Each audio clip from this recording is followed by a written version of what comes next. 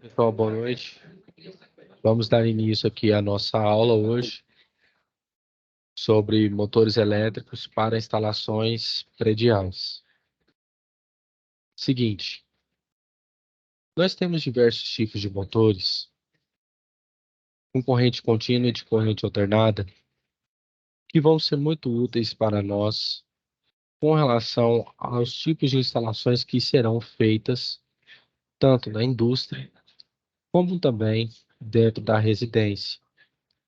O objetivo é fazer com que haja funcionamento de uma série de equipamentos, que o fluxo eletromagnético eles proporcione uma boa velocidade e também um bom conjugado, ou seja, um bom torque. Dentre eles se destacam, primeiramente, os motores de corrente contínua. Esses tipos de motores, eles são muito utilizados quando eu tenho que variar a velocidade durante o seu funcionamento. O seu torque é muito resistente e o que faz com que ele seja muito alto quando você o aciona. Ou seja, quando você liga o motor, o seu torque ele é muito elevado. O que acontece? Quando há variação de velocidade desses motores, há uma redução do fluxo magnético no entreferro, porque há também uma diminuição da corrente de campo. Mas, professor, por que tudo isso acontece? Isso acontece porque se eu vario o fluxo magnético, eu vario também uma redução na minha corrente.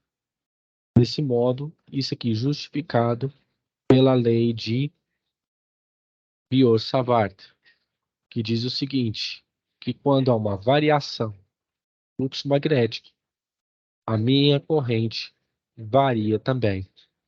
Essa lei, a lei de Biot-Savart, ela é uma lei, perdão, ela é uma lei que deriva, que vem primeiramente e depois dá origem à lei de Ampère, que ele relaciona o surgimento do fluxo magnético com a corrente que se gera dentro de um equipamento. Quanto à classificação, eu tenho motores shunts, que são empregados quando a partida, de modo que o torque e a aceleração não são bruscos, ou seja, o torque não é tão abrupto e a aceleração não é tão abrupta assim. E o que acontece? O seu torque é diretamente proporcional à velocidade quando ela vai se mantendo constante. Como exemplos, nós temos os ventiladores industriais, esteiras transportadoras, turbobombas, entre outros. Com relação a outras classificações, eu tenho motor em série também. Esses são motores que a velocidade ela varia de acordo com a carga. E o seu torque de início, ele já é muito mais abrupto, ele é muito mais violento, mais elevado. São empregados em trabalhos que exigem muita tração elétrica, tais como compressores, guindastes, pontes rolantes, entre outros. Os motores Compton são motores de corrente contínua e que também eles reforçam o quê? Quando a sua corrente partida é muito elevada, a sua velocidade ela começa muito elevada, mas depois se transforma em constante. Esses motores são muito utilizados em calandras, bombas alternativas, processo em que seu torque é muito elevado e sua velocidade é constante. Por exemplo, em algumas máquinas que eu exijo um torque bastante elevado, eu posso utilizar esses motores para esse tipo de funcionamento. Mas, professor, onde é que está, de fato, a utilização disso em instalações elétricas prediais? Quando você for mexer na parte de instalar um elevador, por exemplo, você pode fazer com que você controle os rumos da velocidade a fim de que quando alguém acionar qualquer tipo de andar ou quer se movimentar dentro do elevador, com relação a subir ou descer, o seu torque não seja tão elevado, a fim de que a sua velocidade se mantenha constante até chegar no destino. O princípio de funcionamento é o princípio físico da lei de Faraday, ou lei da indução de Faraday. A lei da indução de Faraday, ela diz o seguinte: e sempre que tiver uma variação, pessoal, desligue o microfone, por favor. Sempre que tiver o surgimento.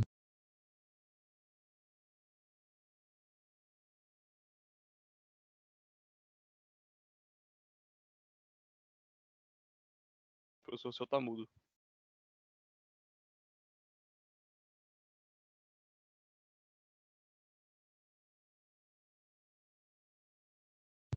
Pessoal, agora vocês estão me ouvindo? Sim. É porque vocês Sim, ouviram. agora tá.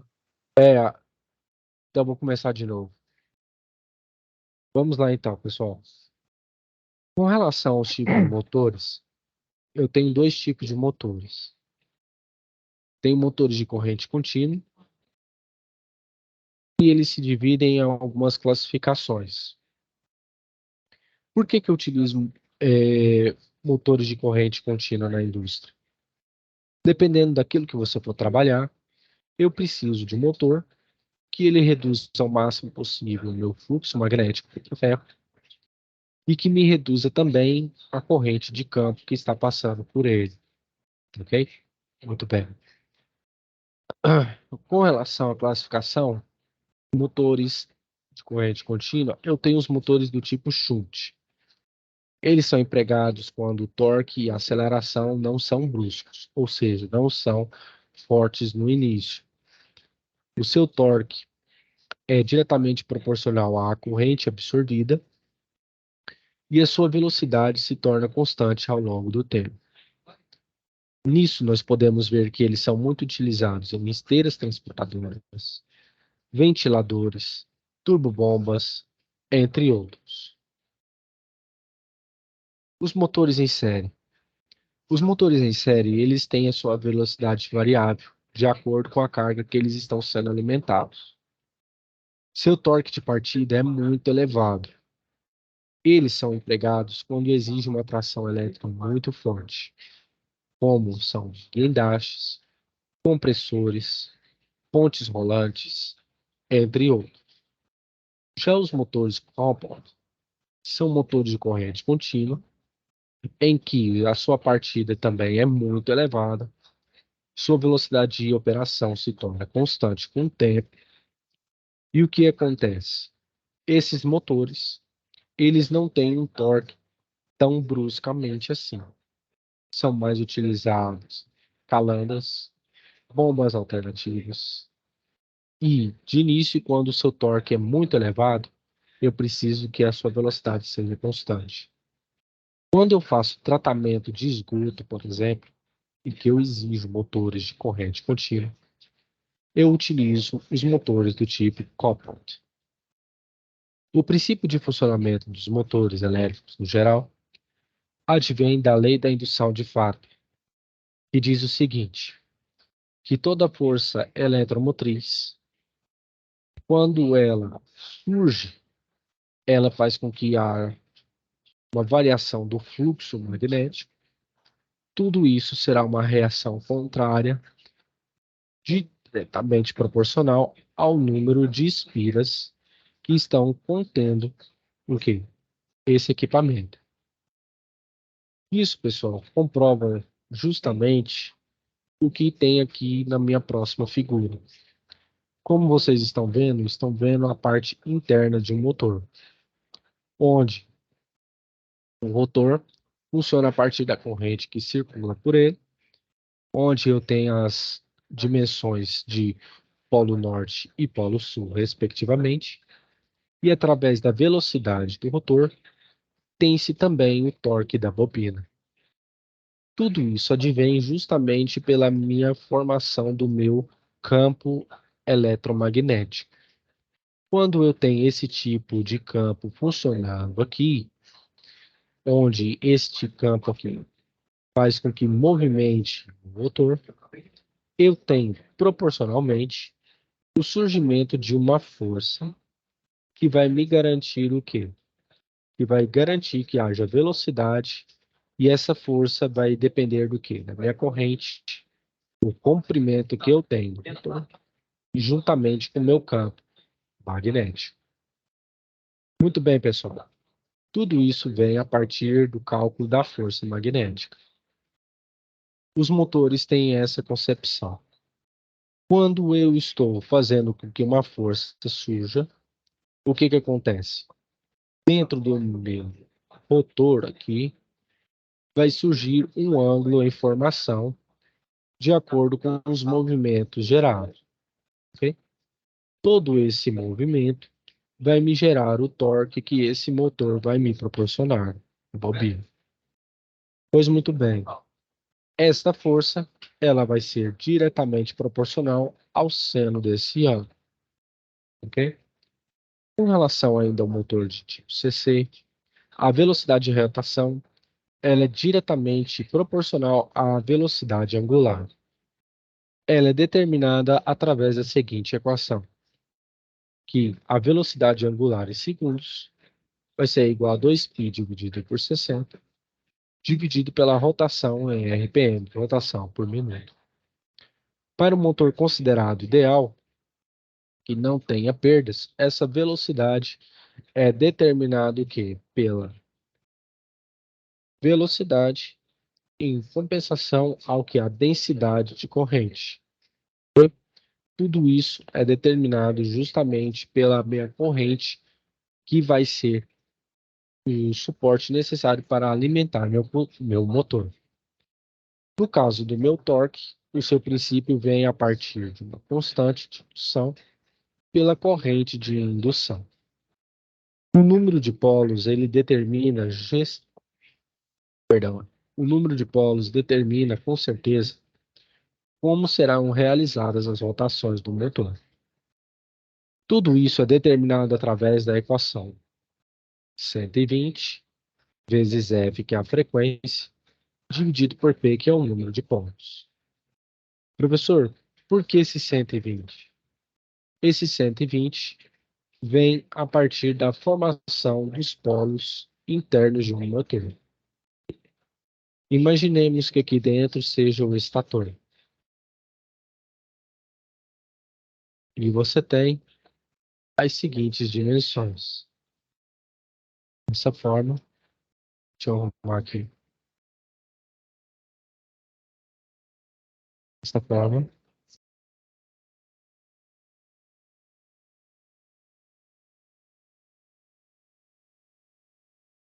e dessa forma. Só que, o que acontece?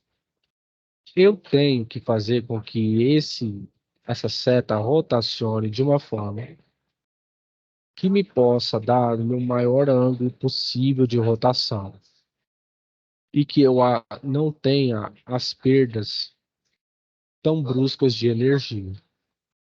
É por isso que quando você calcula a potência de linha, aparece o raiz quadrada de 3. Por quê? Porque seno de 120 graus é igual a raiz de 3 sobre 3.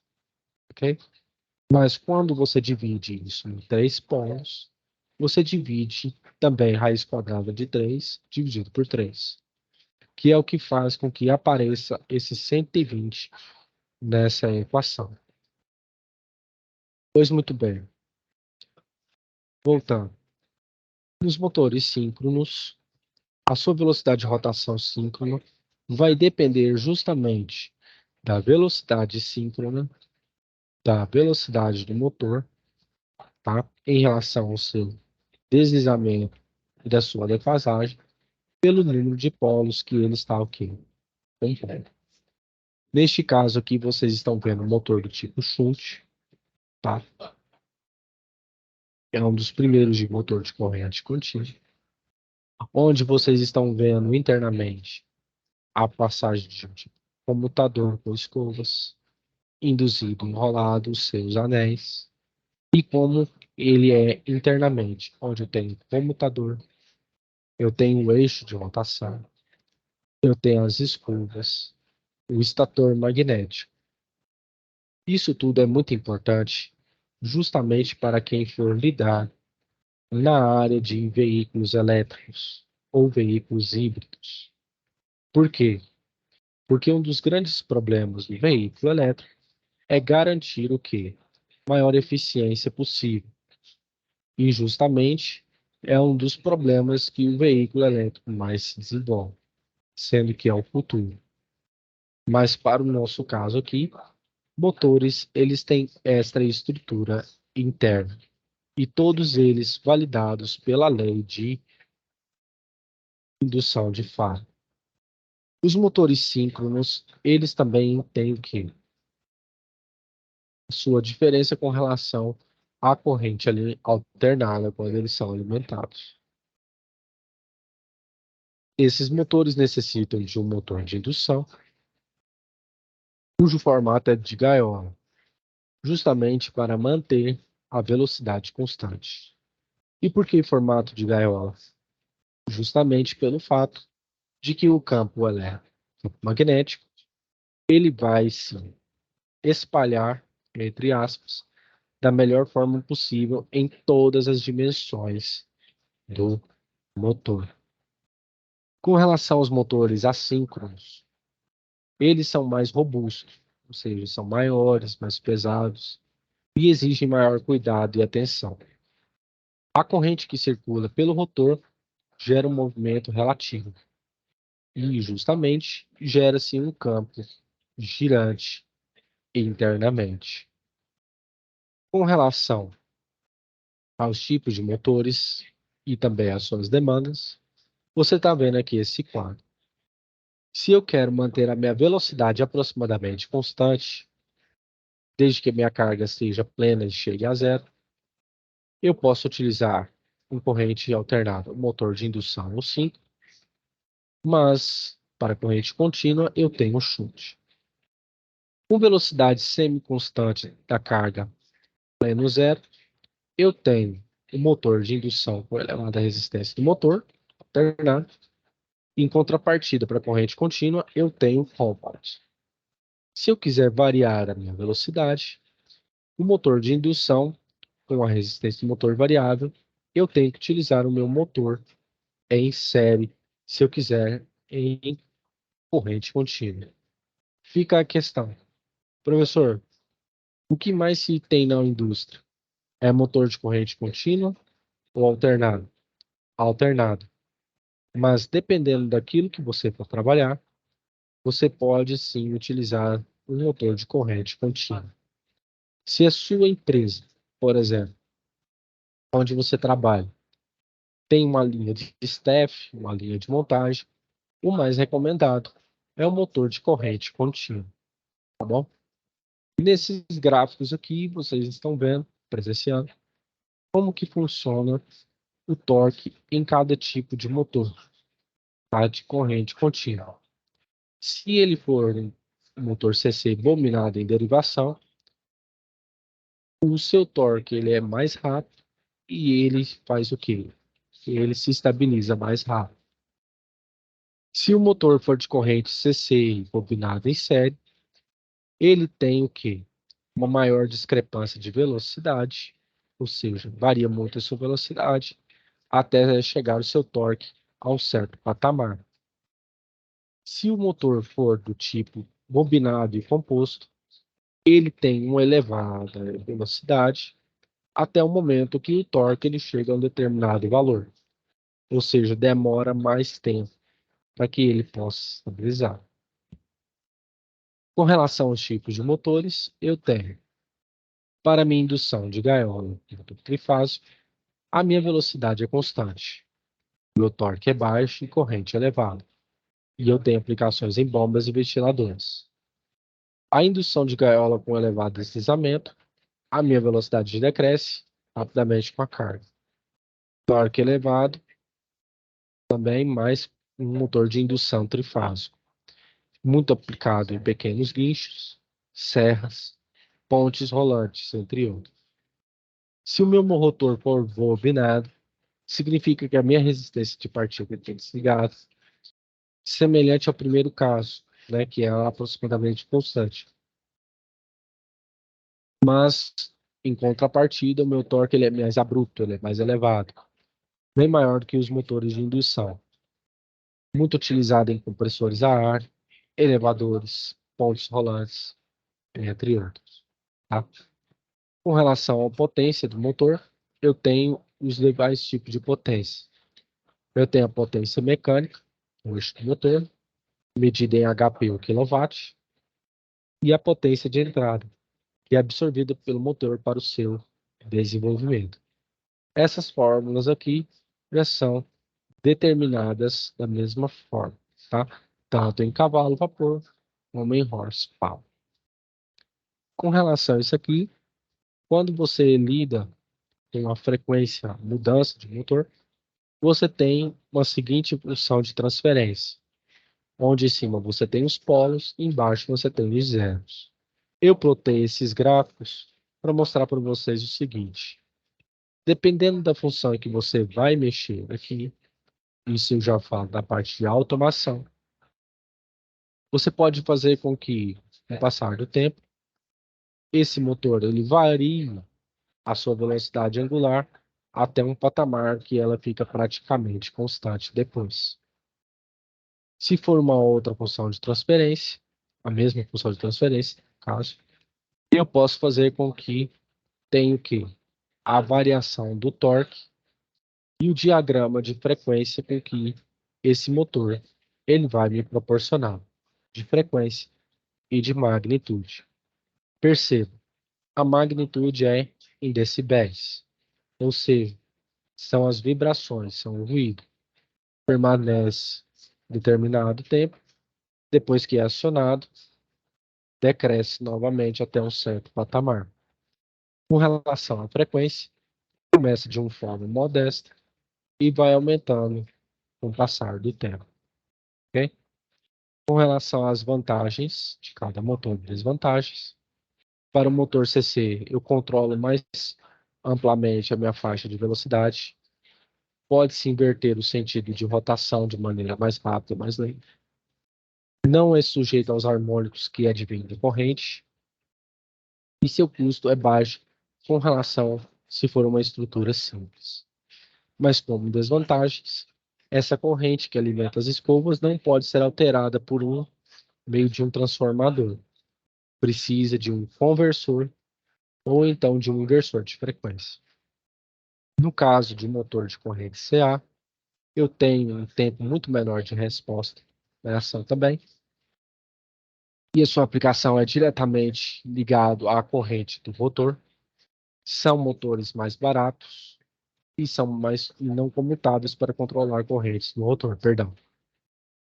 Deixa eu voltar aqui. E como desvantagens, exige maior atenção na sua manutenção, muito mais periódica e precisam de dispositivos externos para controlar torque e velocidade, como um inversor de frequência.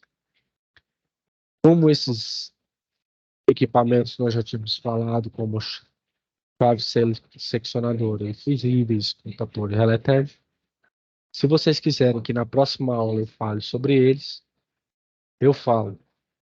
Só peço desculpas mais uma vez pela minha voz não estar muito boa. Esse tempo quente, infelizmente, choque térmico, como nós temos visto aqui, arrebentam a nossa imunidade. Tá bom, pessoal? Alguém tem alguma pergunta?